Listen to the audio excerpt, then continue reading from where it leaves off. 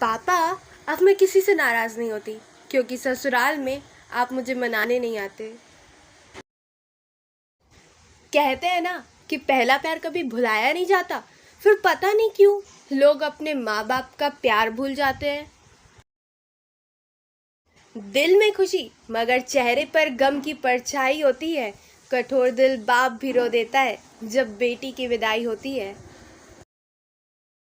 जब बात माँ बाप की इज्जत की आती है ना, तो एक बेटी अपना प्यार तक भुला देती है। हमारी सारी गलतियों को माफ करती है माँ। बहुत गुस्से में होकर भी प्यार जताती है माँ। उसके होठों पे हमेशा रहती हमारे लिए दुआ। वो खुद भूखी रहकर हमें खिलाती है माँ। और ऐसा करने वाली सिर्फ होती है अपनी माँ। एक पिता ने क्या खूब कहा कि मुझे इतनी फुर्सत कहाँ कि मैं अपनी किस्मत का लिखा देखूं। अपनी बेटी की मुस्कुराहट देखकर मैं समझ जाता हूँ कि मेरी किस्मत बुलंद है।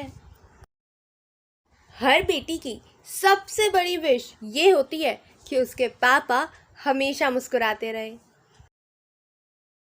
असली दिल टूटना क्या होता है, उस पापा से पूछो जो अपने दिल के टुकड़े को इतना पढ़ा लिखा कर बड़ा करके किसी को उम्र भर के लिए सौंप देता है। बेटियों के लिए पापा क्या होते हैं, ये तो सिर्फ बेटियां ही समझ सकती है। पिता चाहे अमीर हो या गरीब, लेकिन ये वो इंसान है जिसके साए में बेटियां हमेशा राज करती हैं। लोग कहते हैं कि बेटियों का कोई घर नहीं होता। बेवकूफ़ है वो लोग, क्योंकि बेटियों के बिना कोई घर नहीं होता। पापा की वो लाडली, माँ की वो जान, दिल नादान पर करती है सबके लिए अपनी जान कुर्बान। है भाइयों की मुस्कान, परिवार की शान, ये है एक लड़की की पहचान।